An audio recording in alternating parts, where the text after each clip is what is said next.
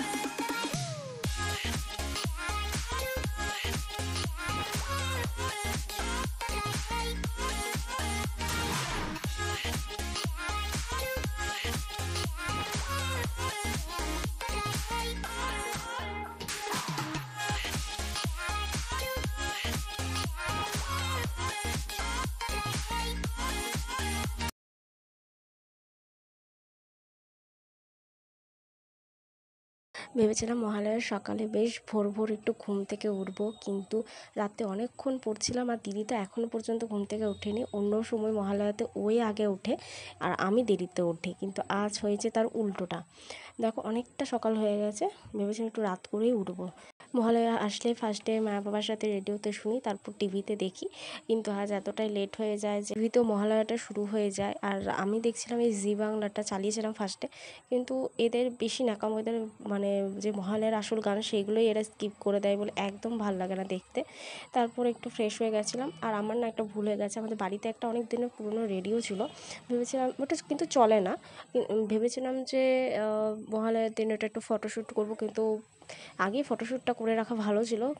জানতাম না যে মহালয়ার দিনকে রোদই উঠবে না, আর রোদ না উঠলে না ফটোশ্যুটটা একটু মানে ভালো লাগে না দেখতে।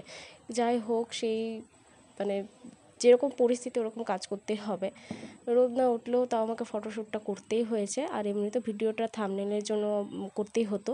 এদিকের গ্যারেজটা করার জন্য এখন আমাদের একটা মাত্র শিউলি গাছ, কিন্তু আগে আমাদের ঘরে পুরো বড় বড় দুটো শিউলি গাছ ছিল, আর পুরো উঠোন জুড়ে শিউলি ফুল পড়ে থাকতো, আর ঠাকুরের জন্য ফুল কুড়াতে বেশ ভালোই লাগতো।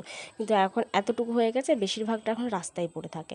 তারপর একটু ফ্রেশ ট্রেশ হয়ে পুজো দিয়ে মানে পুজোটা কমপ্লিট করে নিয়েছি, সকাল সকালে পুজোটা কমপ্লিট করে নিই। আর ভেবেছিলাম আজকে একটু মালা গাঁথবো, বাট সেই টাইমটুকু আমার হলো না। যাই হোক, পরে পুজোর টাইমগুলোতে গাঁথবো।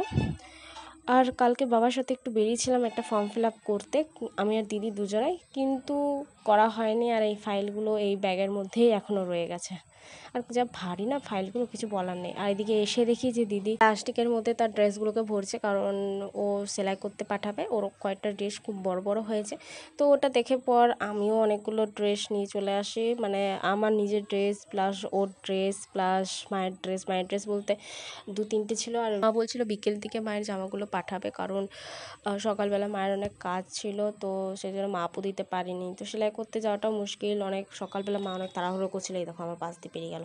মানে ভিডিওটা দেখানো, মানে ভিডিওতে আমি বললাম যে একটু তাকাও, সে তাকানোর মায়ের টাইম নেই। যাই হোক, পেরিয়ে গেছে।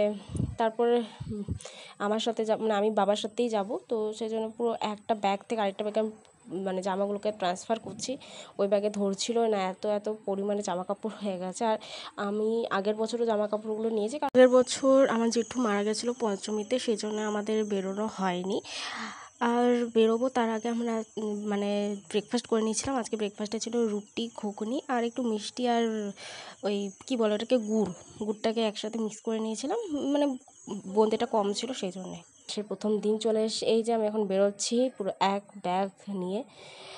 আর আমাদের এখানে লোকাল একটা টেলার শপের কাছে চলে এসেছি। এটার কাছ থেকেই আমরা মানে আমাদের যত সব ড্রেস থাকে প্রতি বছর ছোটোখাটো সেলাই করার থাকে, তো এই জেঠুটার কাছে আমরা আসি।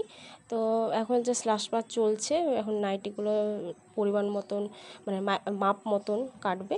আর এখন কমপ্লিট হয়ে গেছে এখানে, তো ভাঁজ করে গোছাচ্ছি কতগুলো কি ড্রেস হয়েছে সেটা অনুযায়ী টাকা তো দিতে হবে। তারপর বাড়ি এসে বাবা ফ্রেশ ট্রেশ হয়ে গেছিলো। তারপর আজকে লাঞ্চে অনেক কিছুই ছিল। এটা হচ্ছে চপের তরকারি, এটা হচ্ছে মাছের ডিমের মানে মাছের তেল, পটল ভাজা, মাছ, আর এদিকে ছিল এটা মুড়ি ঘন্ট। তো আজকের এরকম মেনু আমাদের দুজনার। খেয়ে দিয়ে ঘুমিয়ে গেছিলাম কারণ অনেক সকালবেলা উঠতে হয়েছিল, অত সকালেও যেহেতু উঠিনি, যাই হোক।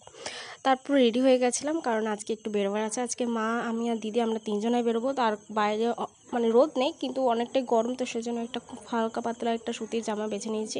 আর এদিকে আমার সব কিছু রেডি, মানে চুলটাও বাঁধা রেডি, শুধু ড্রেসটা পরবো। আর এদিকে দিদিকে ডাকবো, ও ঘুমাচ্ছে এখনও পর্যন্ত। তো তারপর আমি, দিদি আর মা আমরা তিনজনে মিলে বেরিয়ে গেছি হেঁটে হেঁটেই।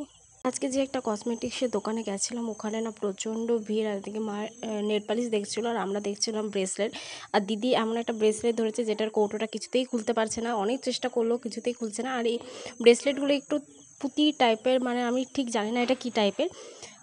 অনেক দাম, এক একটা 110 টাকা করে। আমি বুঝতে পারছি না এটার মধ্যে কী এমন আছে যে 110 টাকা দাম নিয়ে নিচ্ছে, যাই হোক।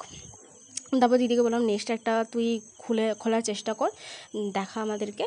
তো ও দেখো খুললো, দেখো সিম্পল একটা পুঁতির, মানে যেরকম আমরা ছোটোবেলায় অনেক ধরনের ব্রেসলেট পরেছিলাম, তো আমার তো সেরকমই লাগলো। তারপর ওখান থেকে বেরিয়ে কিছু শপিং টপিং করে রাস্তা দিয়ে আসার সময় আমাদের এই মন্দিরটায় দেখলাম যে মায়ের চক্ষুদান কমপ্লিট হয়ে গেছে, আর পুজোর বেশি দেরিও নেই। ঘরে এসেছি আর প্রচণ্ড গরম, পুরো ঘেমে গেছিলাম। এই দেখো কত শপিং করেছি। তো আজকের মতন এইটুকুই। ভিডিওটা ভালো লাগলে লাইক, কমেন্ট, শেয়ার করবে আর অবশ্যই সাবস্ক্রাইব করতে কিন্তু একদম জলদি করে 100 সাবস্ক্রাইবার কমপ্লিট করে দাও। তাহলে তোমাদের জন্য আসতে চলেছে একটা স্পেশাল ব্লগ।